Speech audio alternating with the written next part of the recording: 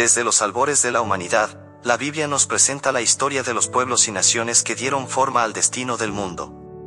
Una de esas naciones, profundamente entrelazada con el relato bíblico, es la antigua Persia, lo que hoy conocemos como Irán.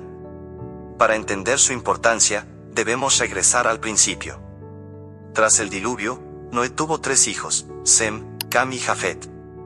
De ellos se originaron los pueblos que poblaron la tierra. Los descendientes de Sem dieron origen a los semitas, incluyendo a los hebreos y también a los elamitas.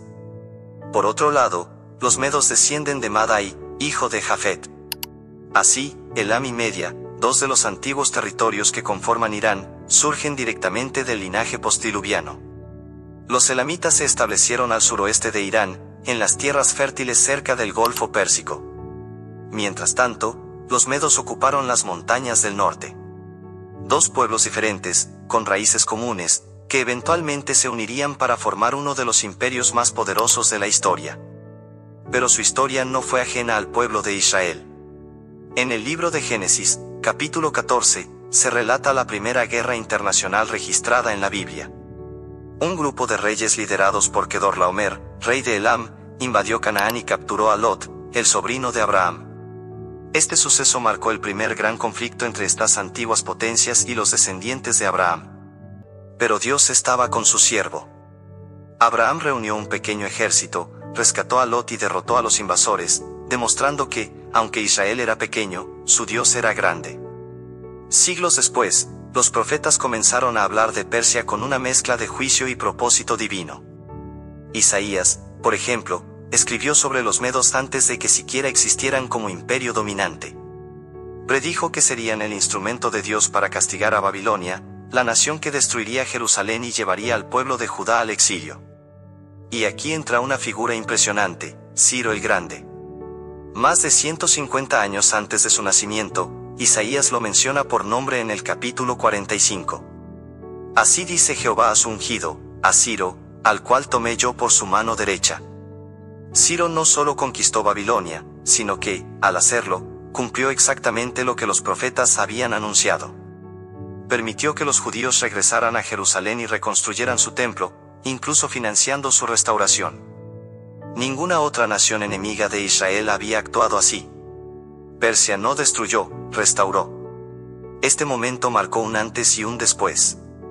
La unión de Elam y Media dio nacimiento al imperio medo-persa, el mismo que aparece en las visiones del profeta Daniel. En la famosa visión de la estatua del rey Nabucodonosor, el pecho y los brazos de plata representan a este imperio, que vendría después de Babilonia. Más adelante, en otra visión, Daniel ve un carnero con 2 cuernos, uno más alto que el otro, y que crecía después. Ese carnero representa a Media y Persia, siendo Persia la dominante. Persia fue cuna de sabiduría, leyes y poder, pero también de protección para el pueblo de Dios. Y es aquí donde la historia de Esther cobra vida. Una joven huérfana judía es elevada a reina en el corazón del imperio más poderoso del mundo.